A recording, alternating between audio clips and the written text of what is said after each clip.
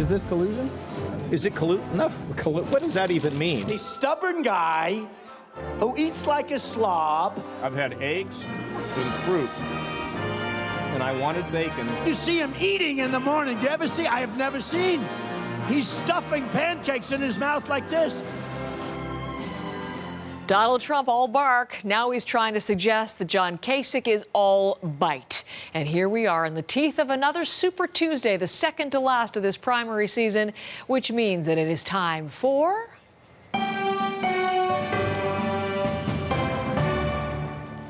The Primary Primer with Keith Boag in Washington. Good morning. Good morning. Listen, let's start with this Cruz-Kasich coalition. I know it's not as formal as that, but the alliteration works so much better. They've announced yesterday Cruz focuses on Indiana. Not today, but next time. Kasich gets Oregon and New Mexico. They won't compete on the other's turf, to which Donald Trump responded... It shows such total weakness, and it's pathetic when two longtime insider politicians, establishment guys, whether you like it or not, have to collude, have to get together to try and beat a guy that really speaks what the people want. So collusion, we heard that multiple times yesterday. He's having a field day on this alliance. What's the strategy of Cruz and Kasich here, Keith? Well, I know what the strategy is supposed to be. The strategy is supposed to be something like what Mitt Romney outlined in March, and that is that they divide up the electoral map, and wherever Kasich can beat Trump, then Cruz supporters should support Kasich, and vice versa when Cruz can beat Trump. But instead of that, you got Kasich, first of all, yesterday saying, look, you know, I'm not telling anybody how to vote. I think people who support me should vote for me.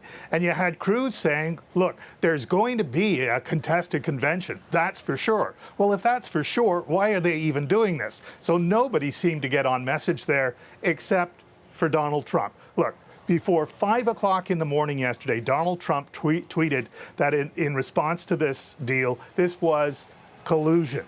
And suddenly collusion became the word of the day. By the middle of yesterday, you could ask just about any of Trump's supporters what they felt about the deal, and they would get around to eventually saying it's collusion. So, you know, it would be hard to see how this could have gone any better for Trump or any worse than for those who thought that they had come up with a strategy designed to stop him from winning majority of delegates. And what it does ultimately for Trump is that it plays right into his argument that the rules are rigged against him, whether they really are or not. When you're given virtually license to go around complaining of collusion, that serves him awfully well. So backfiring as far as the Cruz and Kasich campaigns go, or too little too late, as some have interpreted as well. All of it. All of that together. And this morning, interestingly, Keith, we have the first national poll. It's just one, admittedly, NBC News poll that puts Trump at more than 50% support nationally. So all of that feeds into something that I know you're going to be watching closely tomorrow night, which is a foreign policy speech from Trump.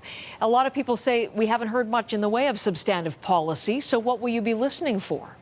Well, yeah, tomorrow noon, actually, and in this very building upstairs, he's going to be making what is being described as the first in a series of policy speeches that I think we're supposed to interpret as being serious policy speeches. But it has certainly the potential to be the event of the week, but perhaps the most important speech of the campaign as well. If you look at the things that Donald Trump has been keying off through his campaign, whether it's the wall or bomb the oil or keep Muslims out, or whether it's about nuclear policy in Japan and so on, all of them have some aspect of foreign policy to them. He has been ridiculed for some of those positions. He has been described as not knowing what he's talking about, not taking these issues seriously. So this is obviously an important moment for him to decide whether he's going to speak to his supporters in the language that he has been using on the campaign trail for 8 or 9 or 10 months, or whether he's going to speak to the policy elites who've said that he's not been taking this campaign seriously. He doesn't know what he's talking about.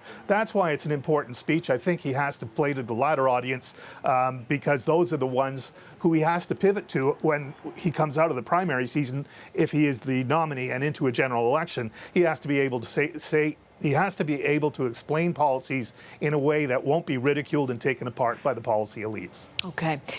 Let's look to something that we were talking about our morning team, interestingly, head-to-head polling. We're starting to get enough of that out now that I think you can look to evidence of trending. So when you look to the head-to-head, look to the general election, look to head-to-head polling, Hillary Clinton beats Donald Trump and Ted Cruz in the polling, not John Kasich, which is, of course, he keeps coming back to this. But Bernie Sanders, he beats all three of them when you go in head-to-head polling. So how is that going to affect anything at all, or if at all?